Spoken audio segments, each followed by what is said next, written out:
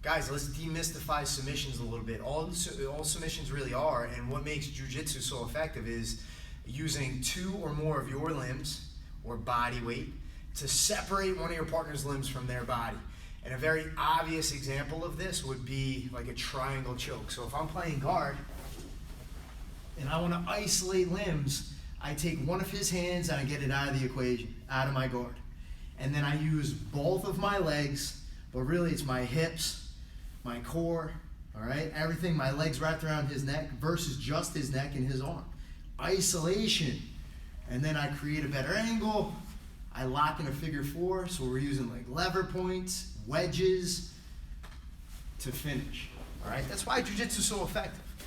So your job is to understand, like, how do we isolate limbs? And there's a few concepts that go into play, all right, guys?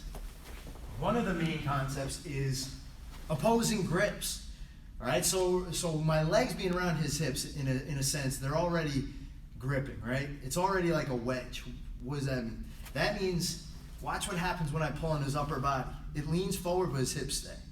Now, if I can combine that with a pull on his arm, and then like a movement with my hips, the arm bar becomes pretty obvious, all right? And then another concept is separation. So what he wants to be able to do is get his elbows in, right?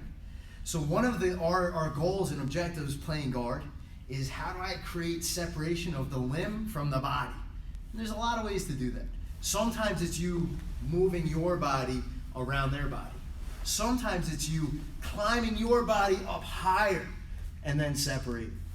Sometimes it's you completely disengaging from your partner so that you can use the full extent of your limbs. But if you notice, like, all these movements I'm doing, they have a couple elements. Controlling his hips so he doesn't just follow me. Breaking posture. And then getting his arm away from his body.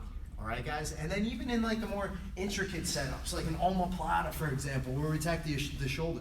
Watch all these elements at play. I clear his hands off. I trap his arm. But really, I'm trying to keep his elbow out. And then I use my hip to isolate his arm. All right? It's all about creating separation from the body. And then I can start attacking my omoplata. Opposing grips, creating separation, either climbing my hips up his body, all right, or pulling his body down towards my hips.